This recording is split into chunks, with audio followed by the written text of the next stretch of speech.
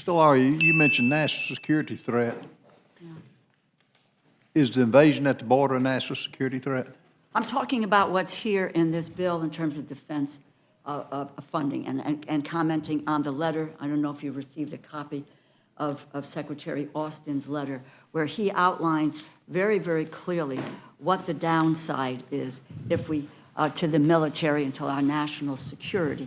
No, is our national security under attack by the invasion at the border, yes or no? Well, I don't know. I don't understand what your question is in relation to you. Are you talking about? You said this was a national security threat if we didn't pass. This CR. Let me just, I'll let you finish. Look, can I just ask the question? Sure, go ahead. Go right ahead. I just caught the tail end of you saying this, not funding The Defense Department. Defense Department through, I guess you're wanting through the end of this year. Yeah.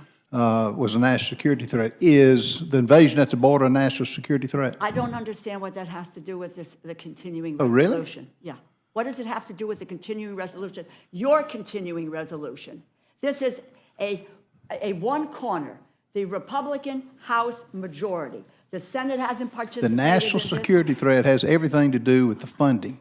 The national security threat, that invasion at the border that your administration has saddled us with is a threat to this whole system of government. Let me just tell you this. Well, go ahead.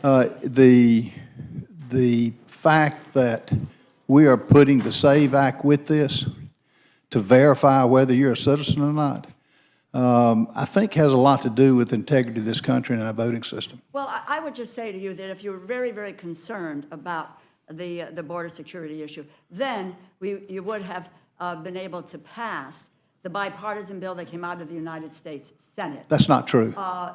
That's not true. The Border Patrol. You were 15. It was 15,000 per day. That was a farce just to get, and you know that. I'm focused on this continuing resolution. I get that. And the lack of, where the Defense Department has told us that the shortfall and the inconsistency for them over the next 6 months have real problems in terms of our national security. The inconsistency of particularly Lloyd Austin. He is a national security threat by what he's allowed to happen to this country. He hadn't spoken one word up on the invasion that's happened at the border. And for you to sit here and say this is a national security threat when you and your party have allowed 15 million in this country is a travesty. I'll correct the gentleman. We don't have 15 million people here illegally. We probably have well over 20 million now because we have 10 million just in the last 3.5 years. And I will tell you what came alive with me the past 2 weeks. You realize there are over 320,000 children, unaccompanied minors, that are into God knows what. Put it into football perspectives. Each football stadium holds around 85,000. That's 4 stadiums of children in this country, Mr. DeLauro, of your administration, letting in this country without a parent, without knowing the language, to fend for themselves. That is a travesty. I yield back. If I might, Yes, ma'am. You Well, asked the question. I've yielded back, I'll but- ask the chair. Yeah, I apologize. Because there's one piece in this. This is on unmanned aircraft systems and the authority for that. Allowing the authorities, this is coming from, allowing authorities to lapse would weaken the nation's overall security posture, leaving critical infrastructure, public spaces more exposed to drone-related threats. Additionally, it would provide transnational criminal organizations with more opportunities to use drones to evade detection and carry out illegal activities across borders. What's your point?